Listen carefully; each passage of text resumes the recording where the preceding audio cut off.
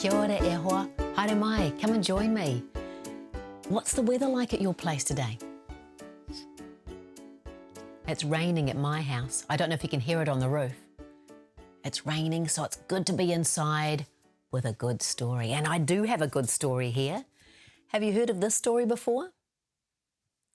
This is Jin's Great Escape. Have you heard of the otter, Jin, who escaped from the Auckland Zoo? Or maybe your parents have. It happened a few years ago now. Oh, the story about Jin was written by Maria Artho. And the pictures? They were drawn by Christine Luton. Are you ready for a story? Are you nice and comfy? Okay, let's begin. I'll turn straight to the page here where the story begins. Jin the otter lived at Auckland Zoo. She spent her days tobogganing on her belly into the otter pool, diving in and out of the water and playing rough and tumble with her sisters, Java and Jetta. I'm not too sure which one is Jin. They all look the same, don't they? One day, Jin, Java and Jetta found a small hole under the enclosure wall. They decided to investigate. 3 sets of powerful webbed feet sent showers of earth in all directions as they began to dig. They're making a big hole, aren't they? Cheeky otters. 3 little faces peeped out the other side. One by one, the sisters squeezed through the hole and darted off into the zoo. Have you visited the otters at the zoo? Well, Jin, Java and Jetta came to the wall that ran around the zoo and they scrambled over the top. But their excitement soon turned to panic. Outside the zoo, it was a different world, a noisy and confusing world. The 3 little otters missed the safety of their family. Look at the faces. Bit concerned, aren't they?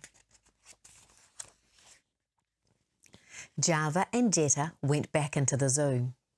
The zookeepers who had been searching for the missing otters put them back in their enclosure, but they couldn't find Jin anywhere. The keepers called the police, who searched the area close to the zoo with their tracker dogs. The dogs are trying to sniff Jin out, find out where she's hiding.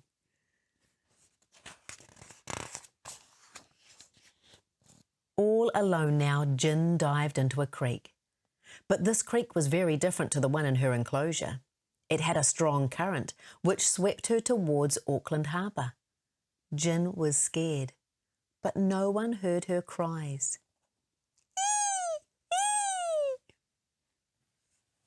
Very different from being in the zoo when you're out here in the harbour. Oh my goodness, poor Jin. Soon Jin's escape was on the news and in the papers all around the world. It's not often that an animal escapes from a zoo. Aucklanders went otter crazy, searching on beaches, along riverbanks and in their backyards. Some people thought she was a baby seal or even a meerkat. The zookeepers were worried that people would try and catch Jin themselves. Each time she was spotted, they rushed to find her. They even used a helicopter to look for her footprints in the mudflats. The New Zealand Navy helped too, searching the coastline in their inflatable boats. But Jin was nowhere to be found. She was very good at hiding. With her webbed feet and her powerful tail sweeping from side to side, Jin was a strong and energetic swimmer.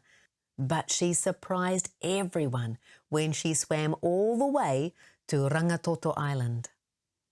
A man in a kayak glimpsed Jin on the shore. He paddled towards her for a closer look, but she darted away, disappearing into the bushes and rocks. She loved this adventure. The park rangers on Rangitoto began searching far and wide. The volcano's sharp lava rocks and hidden caves made it quite difficult. Then one of the rangers spotted Jin near a small cave. Was this her hideout? He set a trap close to the cave entrance. The next day, he saw an animal inside. It was Jin. They would have been so excited to find her. And so Jin crossed the harbour once more, this time on the ranger's boat. Word spread fast. Jin was found. An excited crowd waited on the wharf. Television crews and reporters with cameras flashing all tried to get the best pictures of the famous otter. It hit the newspapers again. Well, Jin had lost weight and had a few cuts and grazes, but she had survived her big, dangerous adventure. Jin had surprised everyone by travelling so far alone in the wild for nearly a month. Back at the zoo, she dined on chicken, beef, fish, and vegetables. Before long, Jin was back with her otter family, once again clowning around and making people laugh. The zookeepers were happy and people flocked to see her. And the brave little adventurer? She seemed very content to be home at last. The end. And on this page, the last page of the book, there's some information about Jin. It's a real story and it happened in 2006. So there's some information about Jin here and where she went, some other facts about otters, and some very cool pictures drawn by Christine of all the otter expressions. Oh, at the beginning of the book too, there's a map showing you where Jin went from the zoo into a creek, across to Chelsea Sugar Factory and beyond, all the way to Rangitoto. Now, Jin's no longer at the Auckland Zoo. She went to live in Wellington at the Wellington Zoo for a while. But maybe the next time you go to the zoo, you can check out the otters and all the other creatures and think about the adventures they might go on if they escaped. Did you enjoy that story? Well, I hope so. It's the first book by Maria Artho, and you can find out more about Maria and the book at nzinabox.nz.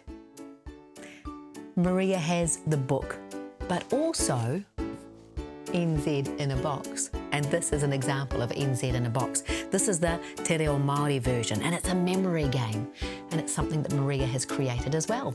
So go and check out that website, and then make sure you come back again soon for another story. I love it when you come to visit. Goodbye, my friend. Ka kite.